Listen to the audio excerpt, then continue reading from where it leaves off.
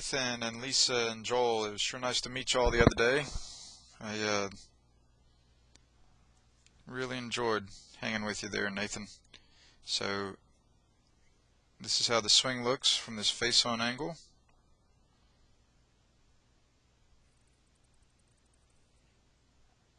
And like I mentioned to you several times the other day, there are a lot of similarities to the tour players, Nathan. Remember when the tour players get started, most of their body's on the right side of the line coming up from the ball as they would look at it.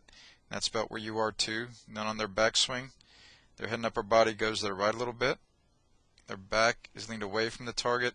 Their hands are stopped above and to the right of their head, and that right leg is not moved at all from where it started. That's about where you are too there, Nathan. A lot of those same things going on, a little different there that your head went down a little lower. And then their head gets back into the circle, their arms are extended, still most of their body is behind the ball, that yellow line coming up from the ball. That's where you are too there, young man. Their arms are extended through impact, their right hand covers over their left.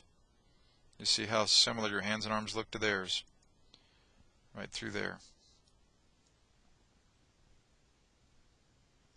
And when they finish, their head's in front of the circle, on top of their left foot, nothing but their right foot and right calf off that nice straight line of their body. And again, those same things I'm showing you are common to all the good players.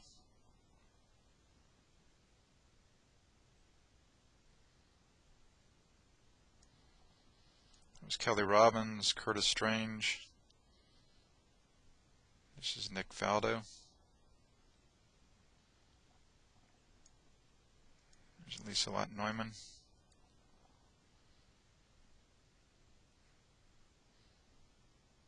So that looks great from that face-on angle there, Nathan. And then from this down the line angle, remember the same thing we saw there, that you're doing a lot of good things like the tour players. Largely that on the downswing, that club head follows that line into the ball, then it goes above that line after impact through the top of their left shoulder, parallel to that plane line in their follow through.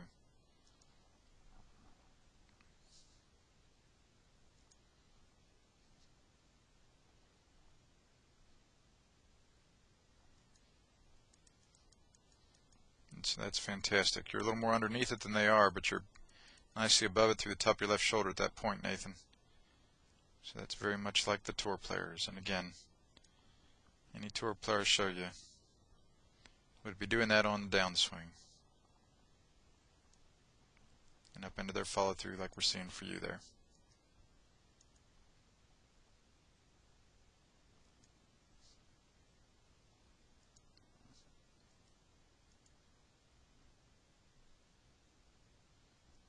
Right there, Nathan.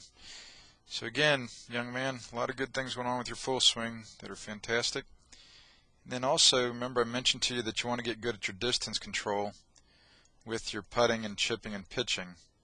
So I want to show you a video or two here about that.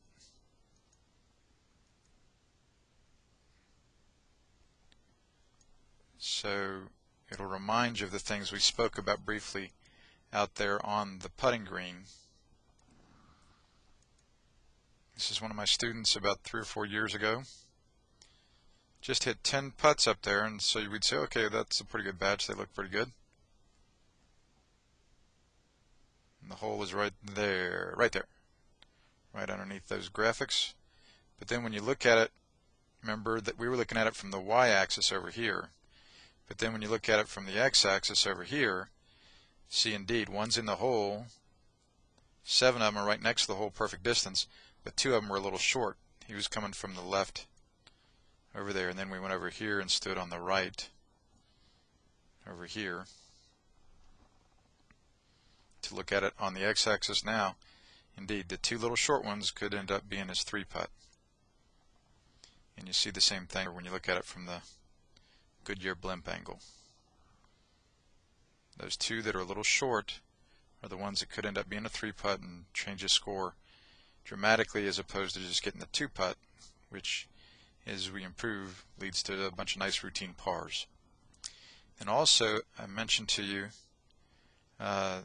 again, you want to develop your full swing to the point where, like you said, right now you kind of hit it to the right and to the left both.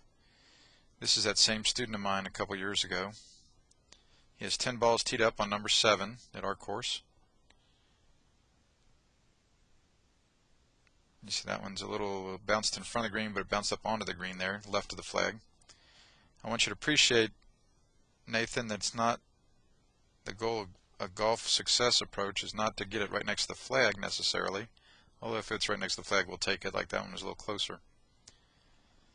But it's to practice your swing well enough so that now, even if you don't hit it perfectly, like you hit that one perfectly, right where you was aimed, about 20 feet, a little short and left of the hole. And that one, see, hit in front of the green, but it bounced up there and ended up about the same distance from the hole. So he's not mad about that. He's enjoying his good misses. Right there, again, it ended up short of the green, but it bounced on, so it's on the green. So because he never takes more than 2 putts to get down, he's guaranteed of 10 pars at worst here, even though he's not hitting every shot perfectly. That one's a little more left over there. So you see there's 6 balls on the green, even though he hasn't hit every one of them perfectly.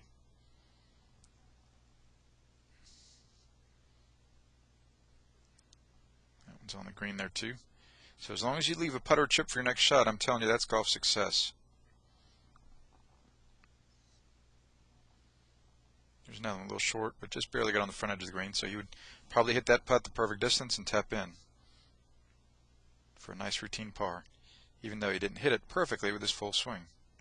And notice that he was aimed left on all these, like you can see there. So he's aimed left of the flag because if he misses a little bit, he didn't want it to hit in that rough and get stuck and leave a pitch rather than a putt.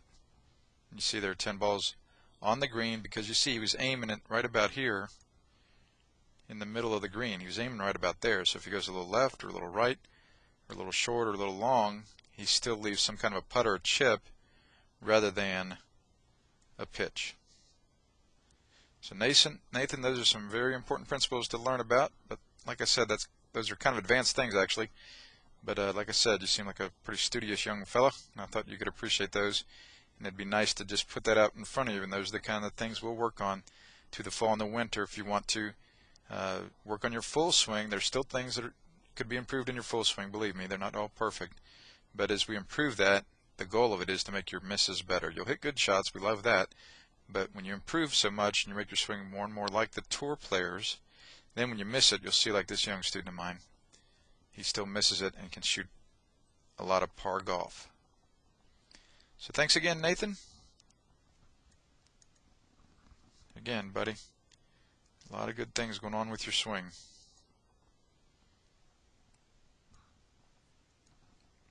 And again, we want to get that equipment settled here pretty quickly.